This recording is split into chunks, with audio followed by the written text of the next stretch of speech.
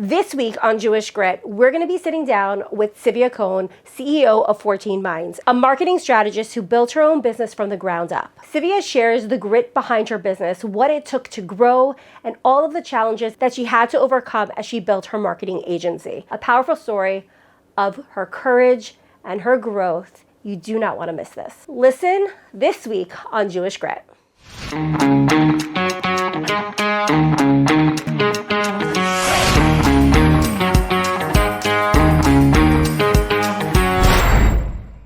Hi, Tzivia. Thank you so much for joining us. Thank you for having me. So can you tell everybody a little bit about you, what you do? My name is Tzivia Cohen. I live in the Five Towns and I run a marketing agency called 14 Minds. I've been running it for over a decade now, and it's been through a lot of iterations, done different type of projects, worked with different types of clients. For many years, we worked with nonprofits, and currently serving nonprofits and mission-driven businesses with campaigns and a lot of consulting and strategy work. Can we go a little bit deeper into like what type of specific marketing you support? So a nonprofit comes to you or a mission-driven business comes to you, and how do you support them? What do you do? Sure. So I'm a strategist at heart. So I always go really to the big picture and try to help them figure out what the big moves are. Many times they come with a project and then also a list of problems, like foundational big picture issues that are causing really big problems in their growth and in their day-to-day. And then they'll say, okay, and we want to do this project. So I'll usually say to them, okay, this project sounds cool. Like, how do you think it's going to help? And that starts the wheels turning. And then sometimes we'll do the project, but we'll also figure out how we can incorporate some of those bigger pictures. Usually it's around branding or messaging, positioning, the things that really hold an organization back. And sometimes we'll just do the strategy when we have clients that are open to do things like exciting like that, and we'll just help them figure out the big picture. And it's the best thing when you see like the light bulb go on and they really get it. So that's what I love the most. So how did you get into this? So I started off as a graphic designer. So I got my undergrad degree in that, and I started working in it. And then kind of as I was doing it, I realized I really loved the marketing piece of it even more than sitting down and doing the nitty-gritty design work. So I actually went back to school. I ended up getting an MBA in marketing. And from there, worked a whole bunch of different jobs, but my heart was always in starting my own business. Like, I knew that this was what I really, really wanted to do. It took a long, long time to build it up. I went from working full-time to working part-time, and along the way building up clients on the side. And it was only when I really felt like I had a business, I quit and I worked for myself. And then after a long time, I hired a part-time employee, and it just grew really slowly from there. Wait, so let's go into that moment right there, because I think we've all had, a career and then, our 9 to 5, and then you kind of like pivot into your own. So what was that moment like? So I wish I could say I remember a moment. I don't remember like the day it happened. I guess it was because it was so gradual. I just know that I hustled. Like, I remember when I did quit that last steady paycheck, I remember saying like, okay, I'm all in. And I walked into stores and I asked to speak to the manager. I cold emailed. I asked all my friends and family. So it was a really, really gradual process.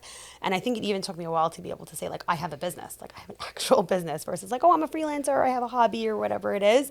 Right. So it was a really gradual transition. I never took on any risk. I never took on any debt. I went really slowly and cautiously. I did make a lot of mistakes, I'm not going to deny. Along the way, looking back, there were things that I wish somebody would have told me, but I think it was meant to be that I learned them the hard way. The business has been different sizes and had done different kind of projects. I think that it helped me to do it gradually because I was able to really learn. No one can really prepare you for the life of running your own business. Right. And if they would have, I probably would have ran for the hell. So that's the truth, but I love it. I've always loved it. So how do you market yourself as a marketer? Like, do you ever find that challenge? The worst. It's like the shoemaker's kids have no shoes. So, there's two issues. There's the problem of just finding the time. Client work always takes precedence. I remember so many years I would like sit down with my team and this is the 14 Minds marketing plan, and it like would get buried at the bottom of the pile. That challenge, and the challenge of like getting over my own imposter syndrome, saying like I can or cannot show myself in this way. I really learned over the years to find what works for me, like to really pick a path that I just feel really comfortable with, because I realized like anytime I would try to do certain things that like it looked like were working for other people but didn't feel like me, it didn't go anywhere. I felt uncomfortable, I looked uncomfortable, and I think that people realize that. So I found different things over the years. The biggest thing for me has been writing. I'm a big writer. I love to write.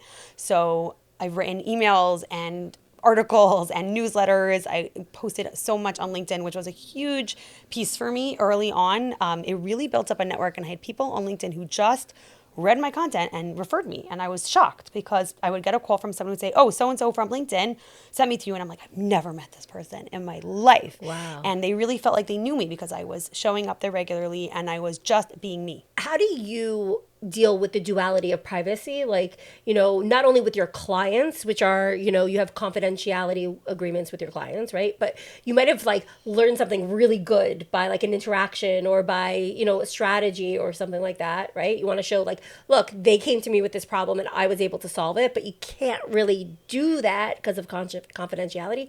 And then how does privacy play out in your own personal life of what you feel comfortable sharing or not sharing?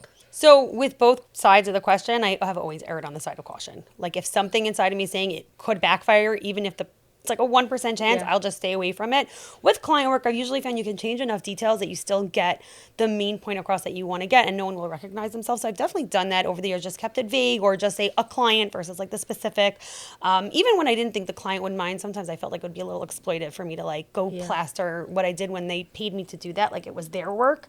So I really tried to be very cautious and keep most of my promotion about just the topic, the expertise, maybe less about the specific examples. And then on one-on-one client calls, like if I was on a sales call where I knew it was just speaking to that person, I would share real stories about actual projects because that I felt in that setting that's okay. In terms of my personal life, I always go with my gut. Like I'm very into like your intuition knows what should and shouldn't be said. I kept my private life for the most part off of LinkedIn, like small things like I posted this week that I started working from home. That was a big life change, but I felt like it was very relevant. I tend not to post like irrelevant things. I personally feel uncomfortable when people I know in real life will come over to me and say like, oh, I saw that on LinkedIn. So if I would be bothered by it, I'm going to keep it to myself. And yeah, I think like don't forget about the real world because that's how you can develop real relationships. And off of LinkedIn, I've always had work relationships that we have real talk behind the scenes and they know me and they know the real story and like I'm more comfortable that way. I want to go back a second because you said something that was really interesting that, you were a graphic designer and then you went into creating your own business. It sounds like you didn't go to school for business. So I have an MBA. I think that what it got me the most was credibility. Okay. I think as a young Jewish woman in a man's world, to be able to say I have an MBA made people think twice. They were like, oh, you have an MBA. They weren't expecting that from me. So I think it gave me a lot of credibility. I learned accounting. I learned calculus. I learned a lot of things, but the real work was in the field. Did you lean on any mentors and how has mentorship shaped you? Yeah. So you know what? Along the way, just the universe was taking care of me and God was taking care of me. And I met the right people at the right time. The first mentor I had, it was so interesting. I reached out to this like fledgling magazine and I just said like, hey, you need help with graphic design. Are you interested? And they're like, yeah. So we partnered. I started designing for this magazine and the investor in the magazine was like, can we talk? And he ended up being my first mentor. He sent me tons of clients. I don't even really know what he got out of it. He really, like, in a sense, I worked for him for a bit, but he really started me. And then when that relationship sort of started dying out, another relationship came, another opportunity, and I did that for it. And it just, like, one thing kind of organically led to the other. I'm also a big reader. So I would say, like, on the topic of mentorships, authors have been my mentors all throughout. How do you bring spirituality into what you do? So I'll be honest, it's only in the last few years that I even considered that question. I found like midlife got a little bumpy for me and I had to start asking a lot of hard questions. And the line between like business and spirituality completely disappeared because I just started like exploring different I've always been Jewish and I was raised religious, but I think I took a lot for granted and I started answering some of my own questions and attending different classes and getting different perspectives and just learning how much the world is created for me and all of the circumstances of my life are for me. And that thought is just, it's calm. You can't do things when you're panicking. And if you don't have like something to fall back on, it's survival mode, it's chaos. So for me, it's been a game changer to integrate it. And when I say integrate, I really mean it. So what do you do to integrate it? So I like go to classes now. Like at 11 o'clock on a Monday, I will go to a class in like spirituality and mysticism. And love that. There was a time like the thought of attending a class and not working at 11 a.m. on a Monday would have been just completely unthinkable. And now I can't get through the week without it. So it's added a lot to my life. Wow. And what other practices do you do? A little bit of everything, I'll be honest. I'm in a very exploratory phase. I have done breath work and journaling. I started journaling in the morning, 3 pages a day. And that's been like, it brings it all together, work and family and spirituality, whatever's on my mind, that's been pretty big. I also started giving some of my own workshops in my house on spiritual topics. I meet with like a small group of women every month, and we talk about different challenges, not necessarily work, but everything. And that's also like very new for me. Like I would give workshops about marketing exclusively. How do you stay grounded in business, family, kids, clients? Like I feel like, you trade one boss for like 5 bosses when you have your own business. So how do you stay grounded and keep everything afloat? So what's really worked for me is having my own business. I answer it to myself. I think that gave me flexibility, that if I needed to be somewhere at a certain time, or I wanted to show up for my kids at a certain time, I was able to do that. And then I made up the time when I was, at night. And did that mean, yes, I worked on every vacation I've ever been on? Yes. Did it mean I answered emails after having a baby an hour before? Yes. But that was a trade-off that I knew that I could make. So I think you really have to know yourself like that. There's no solution. There's no having arrived. It's a process.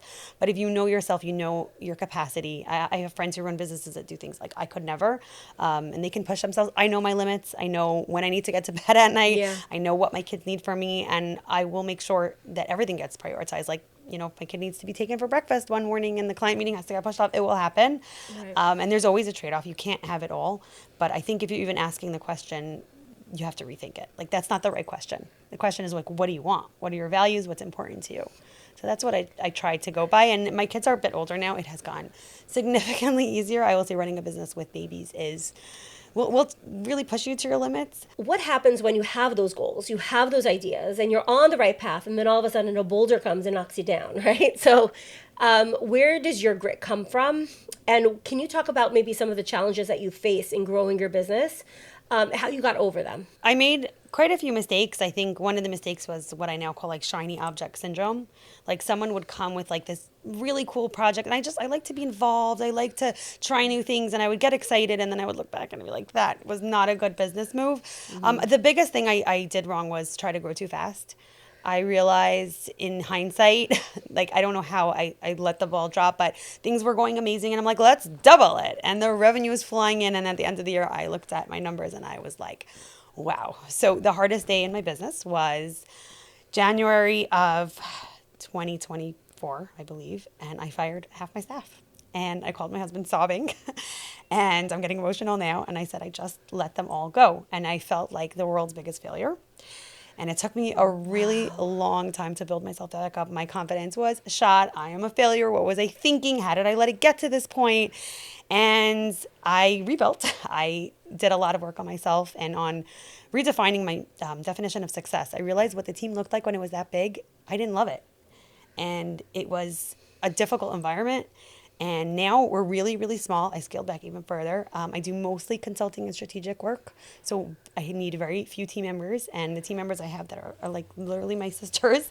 And it's working really, really well for me. And I just realized, like, I thought success was, if you ask me what's my goal, big office. It had a very specific vision. It had glass. And I sat behind it and my whole team sat in front of it. And I realized that's not success. I now work from home alone. My team is virtual. I get to meet really cool people. I love what I do. And I've really dug myself out from the hole of saying I failed. I found what works for me. And you asked about grit, and I think that I'm a grandchild of Holocaust survivors. So if there's anyone who knows grit, it's us. And my grandparents came from Auschwitz with nothing. My grandfather had multiple jobs. He built an amazingly beautiful religious family, and he was just a loving, joyful man. And I think I got a lot from that, of just the sense of like life can throw anything at you, and it's how you react. It's on you. What advice would you give to a young professional who's looking to go either into marketing or to starting their own business? So I would really recommend working for other people before you start your own business. I did work in different jobs. You learn a lot. You need to learn. There are people who are able to go straight into their own business, but I think that there's foundational skills that you can only get working in an office setting, working with people who are older than you and more experienced. So that's first of all. Yeah. Go out there, go into the real world, get experience, say yes to opportunities, take on free work. I did a lot of that, a lot of like pro bono, volunteer, friends and family, just to get experience, just to get your name out there. Really find what you love and what speaks to you, because that is where you'll be successful. Like, you can't, just because it's something's supposed to work or something is hot now, that's not a career path. It's things come and go, but your passion could sustain you. In terms of going into marketing, it's a wild west out there. So the advice I would give is go all in on AI, because that is where marketing is going. It's changing the game by the minute. I think within probably 2 years, marketing, the landscape will be completely different. Jobs will be completely replaced by AI. So I would definitely recommend that anyone even thinking about marketing first gets very, very comfortable with AI. Read, I listen to a weekly podcast, just like getting in on the trends, because you can't really keep up, but at least you know where it's going. So that's the future. And also remember that at the heart, it will always be relationships and people. And that's never going to go away. And it's going to become even more important as AI takes over the world. Right. So learn about being a people person and have relationships, and psychology is a big piece of marketing. So go explore some psychology. I would say read everything. I read everything. So keep reading. That would be my best advice. I want to talk a little bit about AI, because you just mentioned that that's the way marketing is going. So it has been the most exciting transformation for me, because around the time AI became super accessible was also around the time I was downsizing. And all of a sudden, the things that I needed all of those people to do, I could now do within minutes. So interesting. So much of what we do, let's say, is research and analysis. I can do insanely in-depth research and analysis within 5-10 minutes using ChatGPT. You have to really know how to prompt it. You have to know how to work with it. You have to know how to engage it. You have to know how to push back, and take everything with a grain of salt. What I tend to do is I check sources. I'll say, where'd you get this from? Show me, and go back, because it does make things up and you have to be careful. But it's gotten a lot better since it first. ChatGPT is the one I use the most, and it's gotten a lot better. But I can now do better, faster work. So let's say even with my strategy clients, in one strategy session, with a little bit of prep before with ChatGPT and a little bit of follow-up afterwards, I can give them 4 to 6 weeks worth of work. Isn't it amazing how amazing. how the landscape has totally shifted from 10 years ago when we were starting, you need all these people, and now you just need this one platform that will support you in everything that you need, and it gives you actually better results. Yeah. It's definitely better if you know how to use it, if you know what to tell it. The output is absolutely amazing. The power is just, it's unthinkable. And anyone who's scared, oh, is it going to take over a job? Yeah, but it's going to create so many new opportunities. You just have to be a little bit ahead of the curve. And the world is going to need thinkers. The world is going to need people who know how to have real relationships and not just robot relationships. Yeah. So there's going to be so much opportunity. I'm only excited about it. It does not make me nervous at all. What makes you proud to be a Jew? Wow. So, like I mentioned before, I'm a grandchild of Holocaust survivors, and I know that they went through hell and they worked really, really hard so that I could have been raised in a religious, comfortable life. And I feel like I am of the generation that we're not being persecuted. We live comfortable lives. We have access to so much, and it is our job to really show the world what it means to be a Jew, to be a proud Jew, a successful Jew. And I really take that mission very seriously, and to try to make a good impression everywhere I go, and to feel the unity of just being Jewish, especially since October 7th. It's been so meaningful to me to see how the world has turned against us and we've come together. I think that it's really important to me to keep perpetuating the legacy that they left behind, and use the resources that we have that they didn't. Thank you so much, Tzivia, for sitting down with me. Thank you for having me. It was so nice. Thank you for listening to Jewish Grit, an Olami Mentorship podcast. At Olami Mentorship, we believe that everyone needs a mentor. What better way is there to tap into your personal and professional potential than with a Jewish mentor at your side? Learn more at olami.org/mentorship. Don't forget to keep listening on Apple Podcasts, Spotify, or wherever you get your podcasts.